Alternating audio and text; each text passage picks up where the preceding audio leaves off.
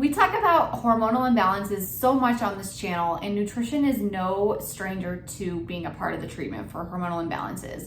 In today's video, I'm going to share with you exactly what you should be eating to help to balance your hormones. Now, this is not the only thing that we need to do to balance our hormones, but nutrition is a huge role in it and can be immensely helpful. So let's go. If you haven't hit the subscribe button yet, hit that button to be notified anytime I post new content related to women's health, hormones, or holistic health. So again, nutrition is such an important role in how we feel overall. It is how we get our body nutrients and vitamins and minerals and all these different things to make it work right. So with that said, we do want to be eating some healthy foods, the right ratios of things, food to balance our blood sugar, because blood sugar is such an important role in overall hormonal imbalance as well. First, I want to give you just some symptoms associated with hormonal imbalance. I think so many times, we're talking about hormonal imbalances and people are like, well, is what I'm experiencing really hormonal, or like what's going on here? I just don't feel quite right.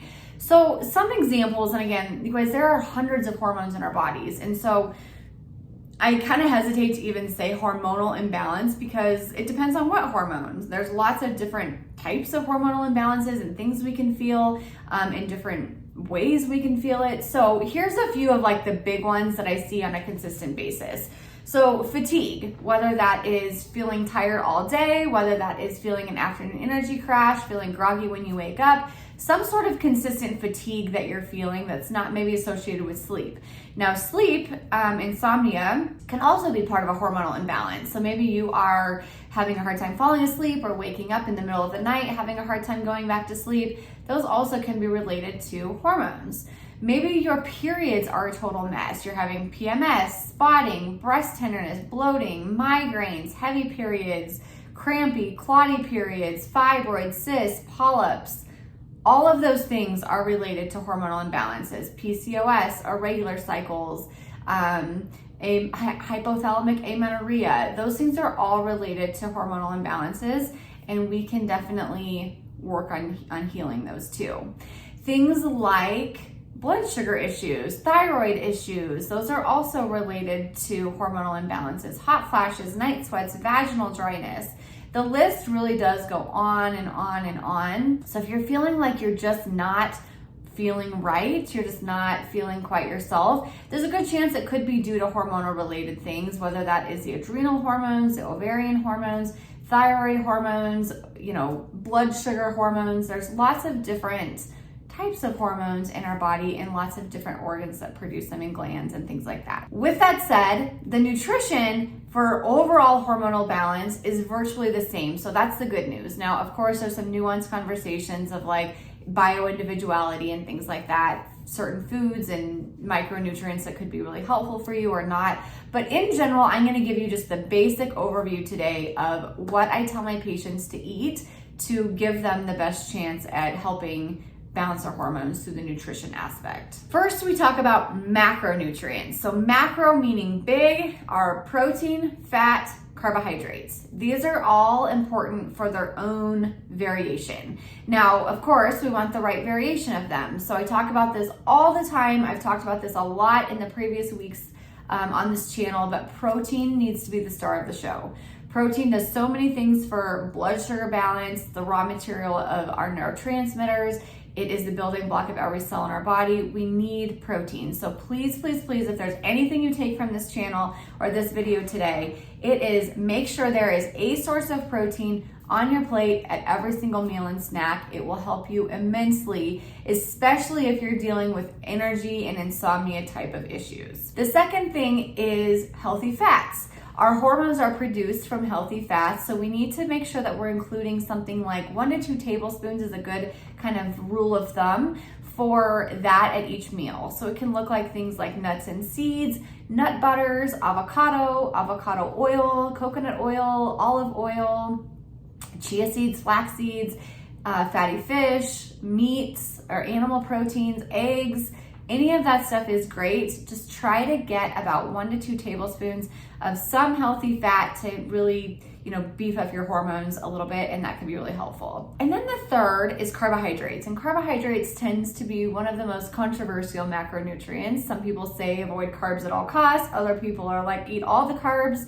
I come from a place of moderation, as always. I think that there is both issues with both. So we don't want to eat so many carbohydrates that we just feel bloated and gassy and retain water and feel gross. But we also want to eat enough carbohydrates to support our thyroid function, our body in general. Your brain likes to run off of carbohydrates like glucose. So you really do need to eat carbohydrates. I don't think that eating a keto diet is going to be helpful for A, your cholesterol, but B, hormone balance in general. So I come from a place of moderation.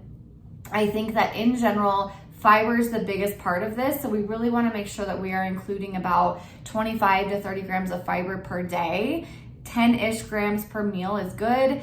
So make sure that you are adding that. Now, carbohydrates are also things like vegetables and fruit. So it doesn't have to just be like bread and cake and candy, and we think of like carbohydrates as those and they're villainized, but we're also talking about fruit and vegetables too as carbohydrates, and some grains and some rices and things like that, which also have micronutrients in there. So make sure that you are getting in some sources of carbohydrates as well, some fat and some protein. Like I said, kind of the framework that I'm looking for is a protein, fat, fiber on your plate.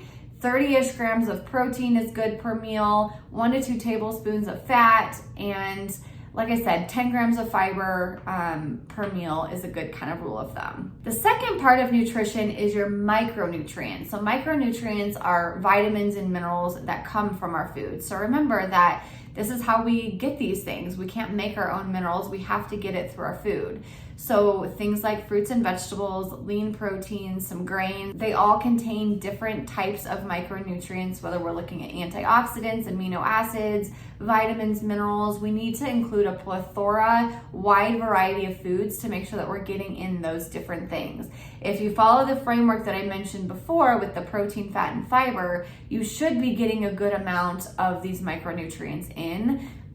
Just from doing that. But like I said, add in your different fruits and vegetables, all the different colors. So your cruciferous vegetables, your allium vegetables, your root vegetables like squashes and potatoes, things like that. Add in the different colors of fruits like the yellows, the reds, the oranges, the purples. You'll be getting a wide variety of micronutrients that way. I also like to use herbs in food. So we think about medicinal herbs and taking them in capsules, but you can also use them in food. So things like turmeric and dandelion greens and stinging nettles. There's all kinds of different teas you can use. I love, a dandelion stinging nettles tea. I love the traditional medicinals healthy cycle tea with red raspberry leaf in it and goji berries. All of these things also are super helpful. You can cook with turmeric or paprika or cumin. Like they all have different medicinal things associated with them. Fennel seeds are great for hormonal balance. So add in your spices as well and just add in a variety of different things. You'll be doing yourself a huge favor. I gave you what to do. Now I want to talk about the nuanced conversation of like foods to avoid. I don't really have a blanket list of foods everyone should avoid. I think everyone's super bio-individual here, and I think also the widest variety of foods that you can eat is good. So I don't tell everybody you need to cut out dairy, gluten, soy, sugar, nightshades, all of the things that a lot of other people say. I think that all of that stuff can be done in moderation. I think you have to look at how it interacts with your own body. Yes, sometimes dairy can increase mucosal secretions. It can, cause phlegm. It can also increase inflammation in people and cause heavy periods, acne, eczema, sinus stuff, not feel great for people. But sometimes it can make people feel great, and it's a really great source of protein, carbohydrates, and fat if you use good quality sources. It also has things like copper and calcium in there, which are great micronutrients. So really, as a nutritional profile, dairy is good. Now, again, it just depends on you. Can you handle it? Do you feel good on it? Are you noticing if you reduce it that you're feeling better, or you're feeling maybe like you like to add it in? It just all depends on you. Same thing with gluten. I don't think that we necessarily need to go out and consume as much gluten as we can, but I don't think that most of us need to fully avoid gluten at all costs either. It's not inflammatory for every single person out there either. The biggest thing is sugar is not great for us, right? Sugar, we don't need to eat sugar-free everything and be afraid of artificial sweeteners. sweeteners or regular sweeteners, but we do know that sugar is just devoid of nutrients. So when you're eating sugar, you're probably not eating other nutrients that you could be eating, like eating, if you're eating Skittles, you could be eating blueberries, for example. And blueberries have just a ton of different antioxidants, polyphenols, like good stuff in there for you.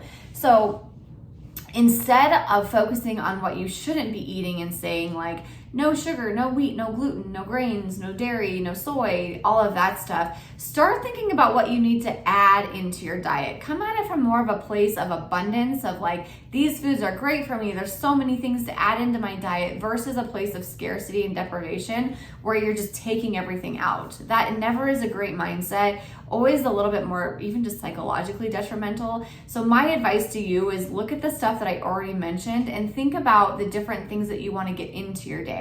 Maybe you want to get in a glass of bone broth each day. That's a great, really nutrient dense food. Maybe you want to get in X grams of protein, like 100, for example. Maybe you want to get in 5 servings of fruits and vegetables a day. Maybe you want to get in some sort of chicken, or maybe you want to get in, a little bit of beef liver in your smoothie, which by all means, if you like it that way, fantastic. A lot of people will make it frozen and throw it in there. They say you can't really taste it. I do mine in capsules. Maybe you want to get in some chia seeds or flax seeds in your smoothie. So focus on what you want to get into your diet instead of what you want to take out, and I promise you'll be a whole lot happier. I hope this video was helpful for you guys. If you want more tips and tricks for hormone health, I have a free guide called 7 Evidence-Based Habits for Healthier Hormones.